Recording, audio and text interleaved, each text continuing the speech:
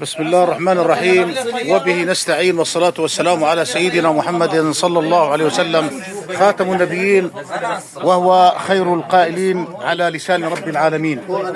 ويطعمون الطعام على حبه مسكينا ويتيما وأسيرا، إنما نطعمكم لوجه الله لا نريد منكم جزاء ولا شكورا. وقال عليه الصلاة والسلام على لسان رب العالمين: لا نريد منكم إلا المودة في القربة، أو كما قال عليه الصلاة والسلام.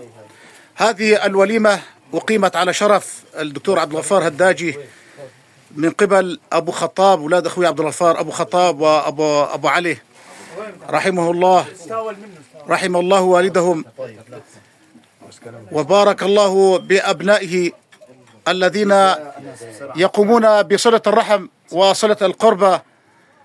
بارك الله بكم. تفضلوا على كيس المعازيف شباب، حياكم الله. هو اللبن هنا قليل، هذا بدك تشيل لي هذا